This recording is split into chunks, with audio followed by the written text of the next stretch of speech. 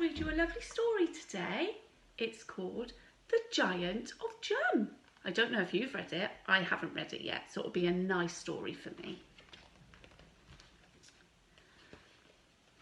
The Giant of Jum was a grumpy old grouch who was constantly grizzling and grumbling. And when he was hungry, he'd slobber and slouch and say, "Oh, how my tummy is rumbling." "Fee," he said, and "fie," he said, and "foe," he said, and "fum." "How I pine, how I wish for a child on a dish. Little children are yummy, yum, yum."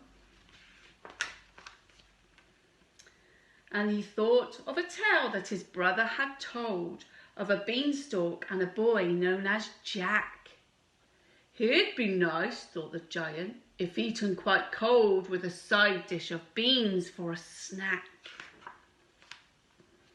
He strode through the land with such thunderous stomps that the trees started shaking and swaying. Through fields and forests, through rivers and swamps, and to gardens where children were playing. "Fum," he said, and "foe," he said, and "fie," he said, and "fee.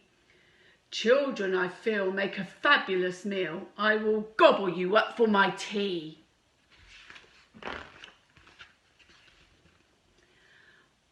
But the children said, "What a magnificent man! You're so marvellously magic and tall." And they said, "Will you help us? We're sure that you can. Oh, please will you fetch us our ball?" Look, I think the giant's thinking about it, isn't he? The giant said, "Well, I suppose it won't hurt. But soon, have no fear, I'll be back. You'll be scrumptious if eaten with cream for dessert just as soon as I've gobbled that Jack."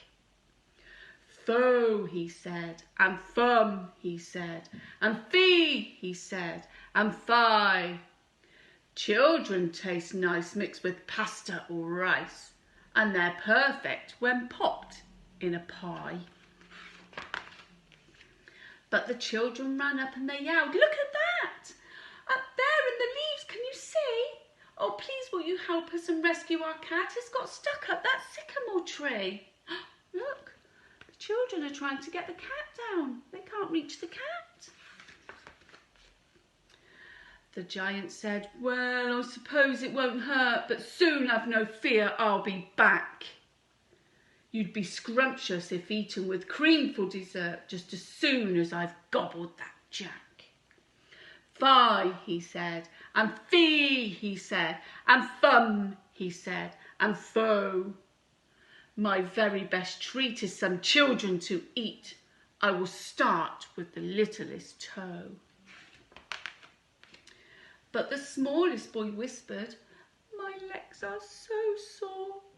And he slumped to the ground and he cried, "I can't make it home. I can't walk anymore. Oh, please, could you give me a ride?" The giant said, "Well, I suppose I don't mind."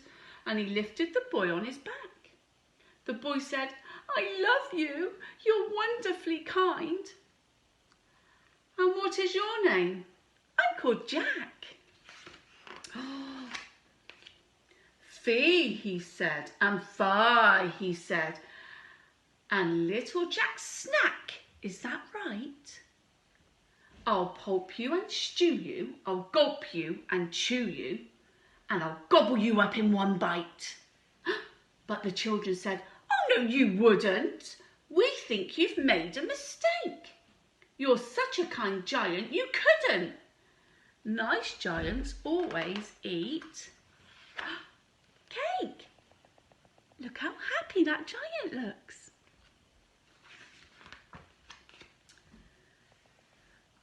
The giant was starving.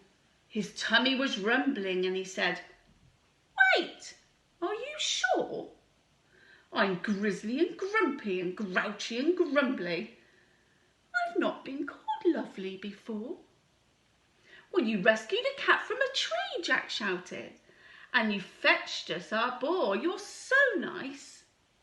You gave me a ride through the streets on your back, so we've made this for you. Have a slice. Look, they've made him a slice of cake. Ho, he said, and hum, he said, and ha, he said, and he. Chocolate's much better than children, and he ate it all up for his tea. Look, he looks so happy, doesn't he, eating that cake? What a lovely story. I enjoyed that. I hope you did too. Well, I hope you're all staying safe, and I hope to see you all again very soon. I miss you. Bye.